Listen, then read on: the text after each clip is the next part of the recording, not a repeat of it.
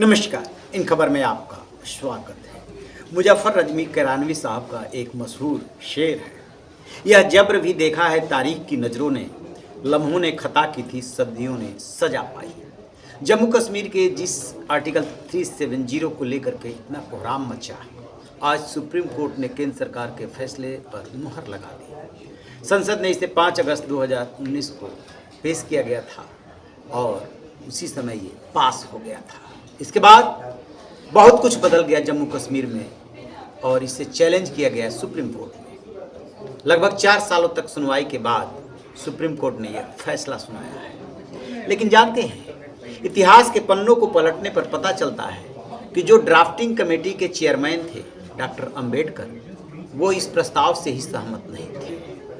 वो तारीख थी 26 अक्टूबर 1947, जब जम्मू में महाराजा हरि सिंह ने भारत सरकार के साथ विलय के संधि पर हस्ताक्षर किए थे और 5 मार्च 1948 को शेख अब्दुल्ला को जम्मू कश्मीर के लिए पीएम बनाया गया। शेख अब्दुल्ला शुरू से चाहते थे कि जम्मू कश्मीर को कुछ स्पेशल दर्जा मिले, लेकिन डॉक्टर अंबेडकर इसके लिए तैयार नहीं थे। वो गए पंडित नेहरू के पास, उन्होंने कुछ उनसे बातचीत की। इसके बाद गोपाल अयंगर को इसकी जिम्मेदारी दी गई और उन्होंने ही ये प्रस्ताव पेश किया। डॉक्टर अम्बेडकर नहीं चाहते थे, परिस्थिति बस ऐसा करना पड़ा, लेकिन अयंगर ने भी पेश करते करते उसमें अस्थायी शब्द जोड़ दिया था, जिसकी वजह से आज इसे खत्म किया गया है। अदरवाइज पता चलता कि यदि वो संविधान का अभिन्न अंग बन गया होता, अस्थायी नहीं जुड़ा होता, तो न जाने क्या होता। फिर कैसे ये पास हुआ था, कैसे डॉक्टर अंबेडकर माने, कैसे पंडित जवाहरलाल नेहरू विदेश चले गए सरदार पटेल को ये जिम्मेदारी सौंप करके, ये पूरी कहानी पर सुनिए एक रिपोर्ट। जम्मू में जब महाराजा हरि सिंह ने भारत सरकार के साथ विलय की संधि पर हस्ताक्षर किए, तो उस विलय में कहीं इस बात का जिक्र नहीं था कि राज्य को विशेष दर्जा यानी 370 के रूप में उसे कुछ दिया जाएगा। राज्य की स्वायत्तता बरकरार रखने की बात जरूर थी। तब राज्य के अंतरिम प्रधानमंत्री शेख अब्दुल्ला बनाए गए। उनकी पंडित जवाहरलाल नेहरू से दोस्ती थी। भीमराव अंबेडकर ड्राफ्टिंग कमेटी के चेयरमैन थे और जैसे ही उनके सामने ये प्रस्ताव लाया गया, उन्होंने इसे सिरे से खारिज कर दिया। वो जम्मू कश्मीर को विशेष दर्जा देने के फेवर में नहीं थे। उन्होंने साफ साफ कह दिया कि इससे आगे चल करके बहुत ज़्यादा परेशानी बढ़ेगी। 5 मार्च 1948 को शेख अब्दुल्ला नियुक्त होते हैं। उन्होंने कई सदस्यों के साथ शपथ ली। प्रधानमंत्री बनने के बाद शेख अब्दुल्ला ने प्रेस कॉन्फ्रेंस में कहा कि हमने भारत के साथ काम करने और जीने मरने का फैसला किया है, लेकिन शुरू से ही कश्मीरियों के लिए स्वायत्तता और अपनी आकांक्षाओं के अनुरूप शासन करने का सपना है। दूसरे तरह के राजवाड़ों की तरह कश्मीर का भारत के साथ विलय पत्र शर्तहीन नहीं था। भारत की संविधान सभा में जम्मू और कश्मीर के लिए 4 सीटें रखी गई। 16 जून 1949 को शेख अब्दुल्ला, मिर्जा मोहम्मद अफजल बेग, मौलाना मोहम्मद सईद मसूदी और मोतीराम बागड़ा संविधान सभा में शामिल हुए। पंडित जवाहरलाल नेहरू की सलाह पर शेख अब्दुल्ला संविधान निर्माता समिति के चेयरमैन डॉक्टर भीमराव अंबेडकर के पास संविधान का मसौदा लेकर के गए।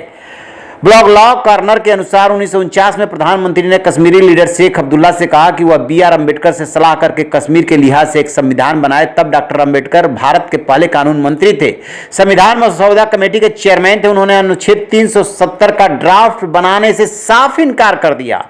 डॉक्टर अम्बेडकर ने कहा कि इसकी जरूरत ही नहीं है। अम्बेडकर को लगता था कि अगर जम्मू कश्मीर राज्य के लिए अलग कानून बनाता है तो भविष्य में कई समस्याएं पैदा होगी, जिसे सुलझाना मुश्किल हो जाएगा। लिहाजा वो सिरे से खारिज कर दिए। डॉक्टर अंबेडकर ने शेख से मुलाकात के दौरान कहा, आप चाहते हैं कि भारत आपकी सीमाओं की रक्षा करे, आपकी सड़कें बनवाए, आपको खाना अनाज पहुंचाए, फिर तो उसे वही स्टेटस मिलना चाहिए जो देश के दूसरों राज्यों का है। इसके उलट आप चाहते हैं कि भारत सरकार के पास आपके राज्य में सीमित अधिकार रहे, यानी सुविधाएं भारत सरकार आपको सब कुछ दे और अधिकार उसके सीमित रहे। आप इस प्रस्ताव पर मेरी मंजूरी चाहते हैं, मैं कहूंगा कि भारत के हितों के खिलाफ है। एक भारतीय कानून मंत्री के हिसाब से मैं ऐसा कभी नहीं करूंगा, ये डॉक्टर अम्बेडकर ने कहा था। तब नेहरू के कहने पे गोपाल आयंगर ने ड्राफ्ट बनाया था। जब अंबेडकर ने इसको सिरे से खारिज कर दिया तब शेख अब्दुल्ला ने नेहरू को फिर अप्रोच किया। तब प्रधानमंत्री के निर्देश पे आयंगर ने इसे तैयार किया। वो उस समय संविधान मसौदा समिति के सदस्य थे, वो राज्यसभा सदस्य तो थे ही, साथ ही महाराजा हरि सिंह के पूर्व दीवान भी रह चुके थे। जम्मू कश्मीर विलय में भी उनकी खासी अहम भूमिका थी। इसके बाद नेहरू ने उन्हें कैबिनेट में शामिल किया था। इसमें खासी अड़चने आई। कश्मीर के भारत से संबंधों को लेकर अनुच्छेद 370 मसौदे में ये अनुच्छेद 306A था को लेकर के गोपाल स्वामी आयंगर, पटेल, शेख अब्दुल्ला और उनके साथियों के बीच तीखी बहस चली। शेख अब्दुल्ला के साथ आयंगर की जो बातचीत हुई वो बहुत उत्साह पैदा करने वाली नहीं थी। आयंगर ने एक खत में इस बारे में लिखा भी। उन्होंने कहा कि मुझसे उम्मीद की जा रही है कि मैं दिक्कतों के लिए एक समाधान पेश करूं। दरअसल आयंगर भी इसको उस तरह बनाने के तैयार नहीं थे जैसा कि शेख अब्दुल्ला चाहते थे।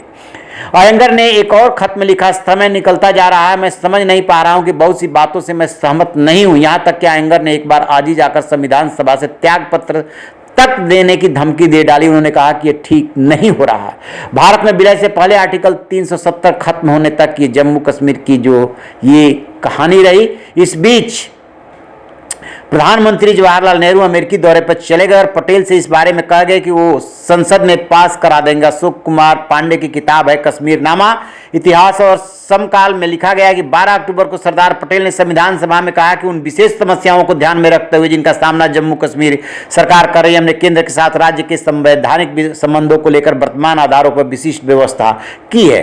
16 अक्टूबर को एक मसौदे पर सहमति बनी, लेकिन आयंगर ने बिना शेख को विश्वास में लिए इसकी उपधारा 1 के दूसरे बिंदु में बदलाव कर दिया। यही परिवर्तित रूप संविधान सभा में पास हुआ। वहां पे अस्थायी जोड़ दिया गया और अस्थायी जोड़ने की वजह से इसमें परिवर्तन करने में आसानी हो गई। तो ये है पूरी कहानी। ये है जम्मू कश्मीर के 370 बनने की कहानी, जिसने कि इतने साल तक उसे विशेष दर्जा दे करके रखा, एक तरह से देश से काट करके रखा। कोई बाहर का आदमी यानी देश के अन्य भाग का रहने वाला वहाँ जा करके बस नहीं सकता, रह नहीं सकता, नौकरी नहीं कर सकता। और जब उस विशेषाधिकार को जो कि अस्थायी था हटाया गया तो कोहराम मचा। इसे सुप्रीम कोर्ट तक चैलेंज किया गया। अब सुप्रीम कोर्ट ने, संसद ने जो भी किया उस पर अपनी मुहर लगा दी। रहिए बेखबर, देखते रहिए इन खबर। Thank you.